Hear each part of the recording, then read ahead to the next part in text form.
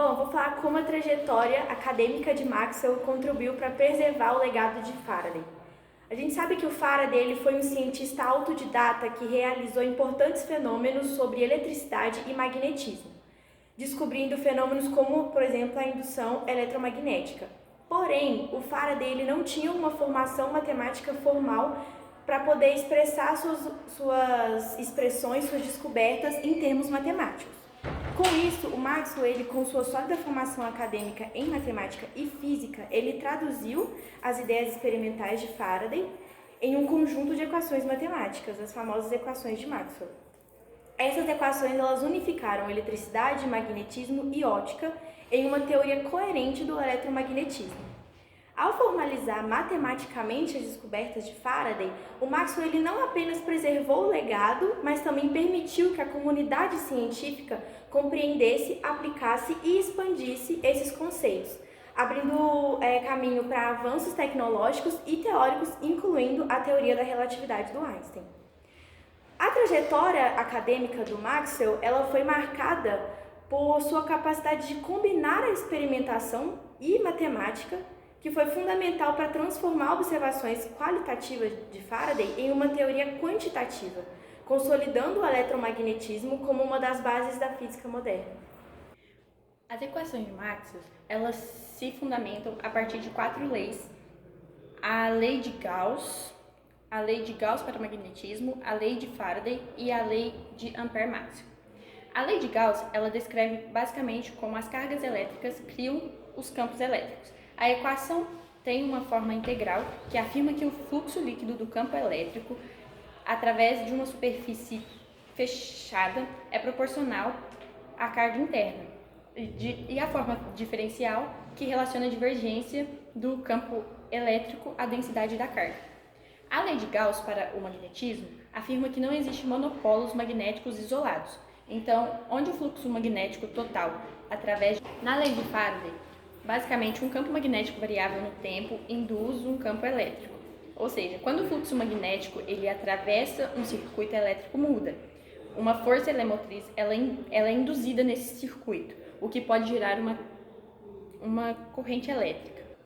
Na lei de Ampère-Maxwell, adicionou aos estudos de Ampère que a chamada corrente de deslocamento, que basicamente é um campo elétrico variável no tempo que cria um campo magnético, o que permite a existência de ondas eletromagnéticas, o que foi crucial para mostrar que a luz era uma forma de radiação eletromagnética. Quando colocamos as equações de Maxwell no vácuo, elas se transformam em equações de ondas. Essas equações demonstram a velocidade e a propagação de ondas eletromagnéticas é a mesma que a velocidade da luz no vácuo. Então, a partir dessas leis, a gente pode concluir que o campo elétrico variável no tempo produz um campo magnético e vice-versa. Então, desse modo, essa interação entre si permite a propagação dessas ondas eletromagnéticas. Dessa forma, a resolução das equações demonstra que a velocidade de propagação dessas ondas é a mesma que a velocidade da luz, reconhecendo assim a luz como uma onda eletromagnética, podendo ser compreendida como propagação de campos elétricos e magnéticos de forma conjunta. Eu vou falar sobre um tema super interessante, como a velocidade da luz foi medida experimentalmente ao longo da história, e quais valores foram encontrados. Durante muito tempo, os filósofos achavam que a luz se propagava instantaneamente, ou seja, sem demora nenhuma. Mas no século XVII, foi um astrônomo chamado Ole Romer, em 1676, foi o primeiro a mostrar que a luz tem uma velocidade finita. Ele observava as luas de Júpiter e percebeu que os eclipses delas não acontecem sempre no mesmo horário previsto, dependendo da posição da Terra em relação a Júpiter. A partir disso, ele estimou que a luz demorava alguns minutos para atravessar a distância entre a Terra e o Sol, e chegou a um valor em torno de 225 mil km por segundo. Não era exato, mas já era uma grande revolução. Depois, em 1849, o físico Andrés Armand Fuzel fez o primeiro experimento em laboratório para medir a velocidade da luz aqui na Terra. Ele usou um feixe de luz, uma roda dentada girando e um espelho distante a 8 km, medindo o tempo que a luz levava para ir e voltar. Ele obteve cerca de 313 mil km por segundo. Já é um número bem próximo do valor aceito hoje. Poucos anos depois, em 1862, outro francês, Léon Foucault, refinou o experimento usando um espelho giratório em vez da roda dentada, o que permitiu medidas ainda mais precisas.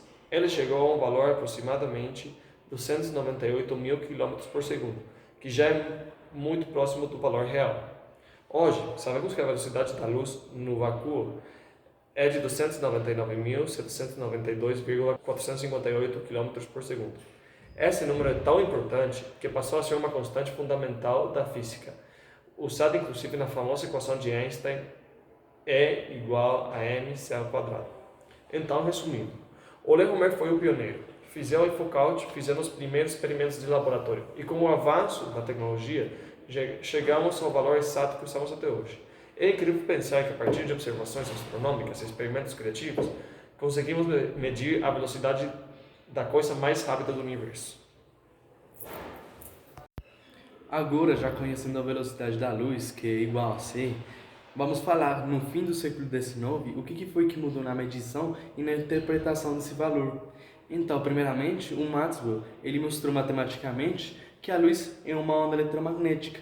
Mas se é uma onda, por onde que viaja essa onda? Então, tem o som, por exemplo, ele viaja pelo ar.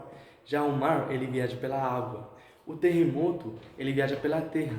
Então, por onde que vai viajar essa luz? Então, nesse tempo, o Maxwell ele determinou que existia uma espécie de substância que se chama éter lumínico. E, portanto, essa luz viaja por o éter, que é praticamente um meio invisível, que permeia tudo, incluindo o vácuo. Então, nesse mesmo século, surgiu a dúvida. Imagina uma pessoa que está nadando contra a corrente. Considerando o movimento de translação da Terra, a luz, se ela fosse uma onda, se deformaria. Aí foi muito interessante, importante, o Michelson e o Morley. Eles foram muito importantes, tentando demonstrar esse médio, eles fizeram um interferômetro. Então, esse é um elemento que ele divide os feixes de luz em dois. Aí ele conseguia medir a velocidade da luz. Então, ele colocou o interferômetro na direção da rotação da Terra. Quando ele trocou a direção contrária da translação, ele se surpreendeu, porque deu resultado negativo. Ou seja, que não existia um médio, não existia esse vento do éter. Daí surgiu que a C é uma constante universal da natureza, independente do meio. Depois de assistir o documentário, restaram duas reflexões muito importantes para a gente debater sobre.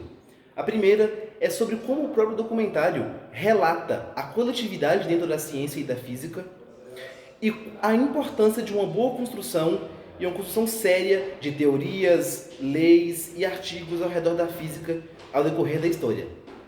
O documentário em si relata apenas a equação de Einstein como foco principal, que é o mc ao quadrado. Porém, até chegar nesse ponto, a física desenvolveu de muitas outras maneiras, com físicos importantes como Faraday, Ørsted, Maxwell, dentre outros. A coletividade na física e na história é muito importante. Dentro disso, é muito bom destacar que a gente precisa entender que é uma linha tênue entre a seriedade e o rumo de uma história inteira ao criar uma lei, um artigo ou um desenvolvimento científico e físico, pois ditar de maneira errada, falha ou com uma má construção pode atrapalhar o ritmo de outros diversos físicos e cientistas que possam vir a surgir. Então, a seriedade dentre leis criadas como provas, regras e maneiras de distinguir isso de outras leis físicas é o que é válido em meio à ciência.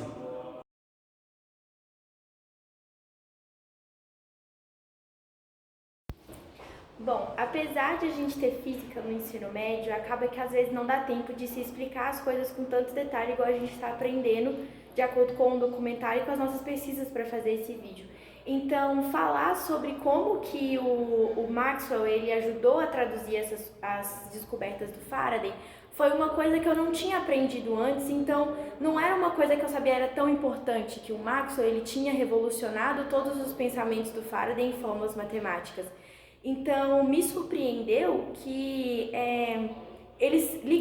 o Maxwell ele ligou todas as teorias do Faraday e transformou tudo que ele estava falando, todas as pesquisas, tudo que ele pensou da forma dele em fórmulas matemáticas com base no seu estudo de física e matemática.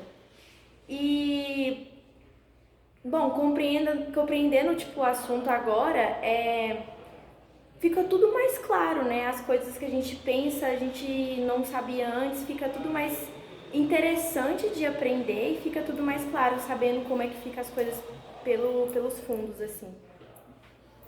Estudar sobre o tema, eu achava que a luz era apenas algo visível a nossos olhos e que ela não poderia ser explicada matematicamente com várias e diferentes equações. E o que mais me surpreendeu foi que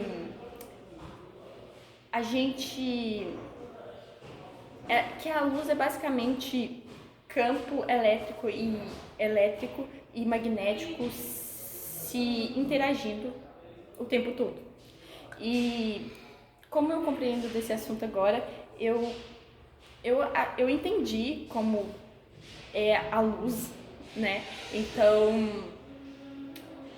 que elas se sustentam mutuamente através do campo elétrico e do campo magnético. E eu percebo agora a teoria que basicamente a gente consegue explicar tudo com a matemática. Antes de estudar esse tema, eu pensava que a velocidade da luz sempre tinha sido conhecida com muita precisão, como se fosse algo óbvio para os cientistas desde o início. Eu não imaginava que houve tantas tentativas diferentes para medi-la. O que mais me surpreendeu foi descobrir que a primeira medição foi feita de forma indireta, observando as luas de Júpiter. Eu nunca teria pensado que algo tão distante poderia ajudar a medir a velocidade da luz aqui na Terra. Também me chamou muito a atenção como os valores foram se aproximando cada vez mais do real, mostrando a evolução da ciência. Agora, depois de pesquisar, eu compreendo que a velocidade da luz não foi simplesmente descoberta, mas sim construída através de várias experiências e ideias criativas. Isso me fez perceber que o conhecimento científico é um processo e não uma resposta pronta. Agora, reflexionando um pouco sobre o que foi que eu aprendi. Antes de estudar esse tema, realmente não conhecia nada, não sabia como funcionava nem a luz, nem o magnetismo e não sabia por que estava ligado. E o que mais me surpreendeu foi que tiveram que utilizar muitas pessoas. Foram muitas pessoas, precisaram de muitas pessoas. Foram construindo de grau por degrau. Então, agora como que compreendo esse assunto?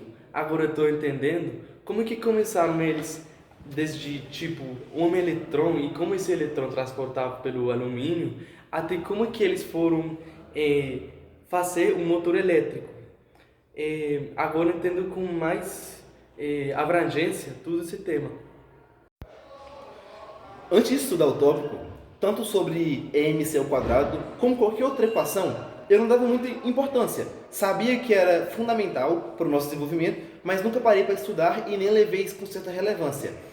Acontece que o tema me surpreendeu um pouco ao identificar que ele é muito usual no dia a dia para mim, tanto para qualquer outra pessoa. Então, o documentário, todo o trabalho, o material de pesquisa em si, me fez dar mais seriedade para o assunto e querer entender um pouco mais.